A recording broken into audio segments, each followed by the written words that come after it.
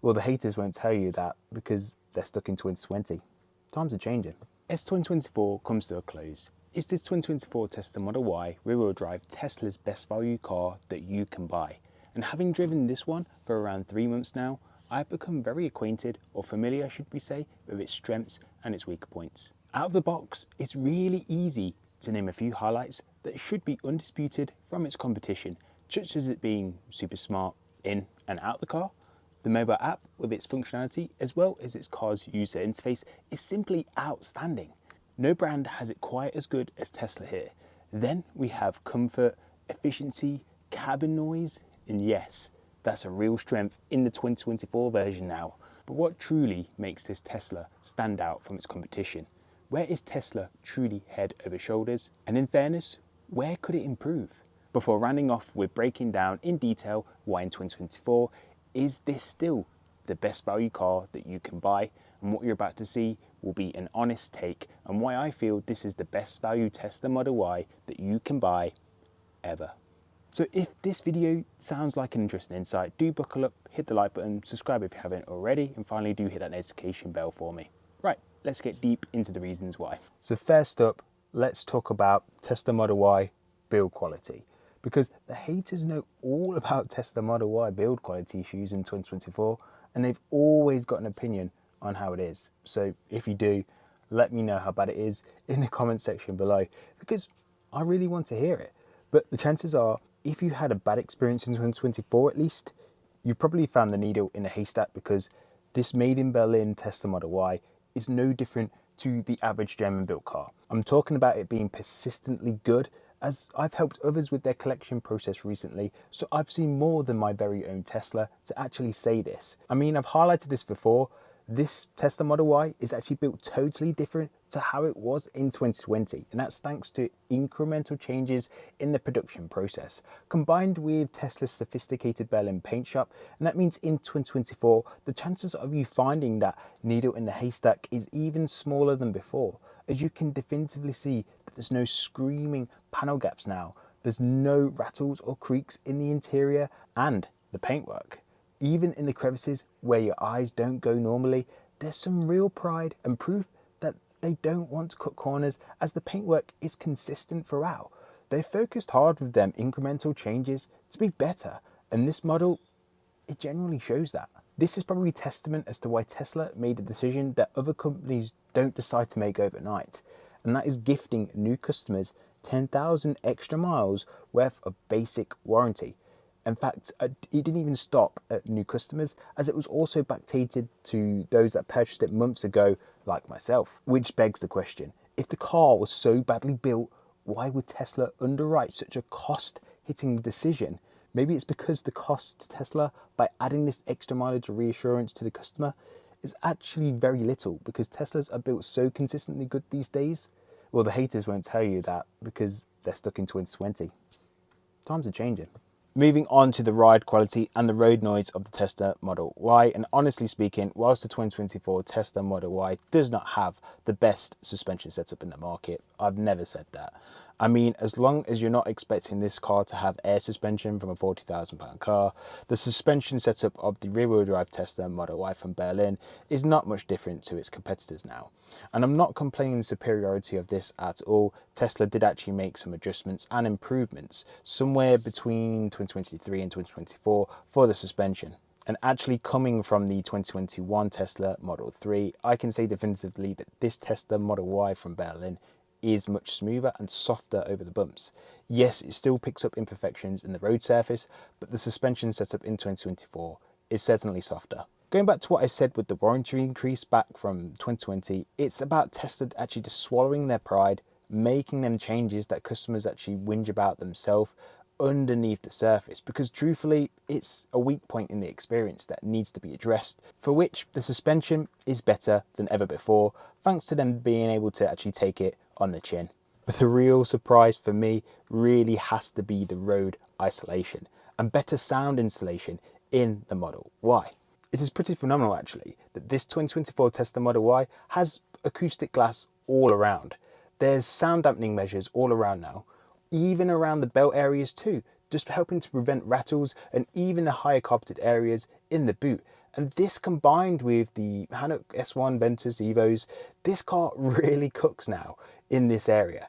The step from the Model 3 to this was really big, and I somewhat expected it to be on par, if not that far off, from the Model 3 Highland. And that comes from design improvements in materials, but also the build quality improvements over the years, for which are you starting to see the theme here? Tesla has made a good car, next level better, under the surface and simply behind the scenes. This is literally why I'm beating the drum that this is the best Tesla Model Y that you can buy at any point before. Moving on to the value provided by the rear-wheel drive Tesla Model Y, who said that the end of a quarter is where Tesla provides its best deals? I mean, here in the UK, 0% APR is still available until the end of December. The extremely popular £299 per month rear-wheel drive Model Y deal doesn't seem to be here just yet. However, the amazing £399 per month long-range Model Y lease deal, that is. It also appears the $0 down signing offer has again been extended in the US. So where it really matters in terms of the back pocket, this is still the very best time to buy for affordability, just compared to previous Tesla promotions, as we have 0% APR and there's leasing deals if that's your kind of flavour.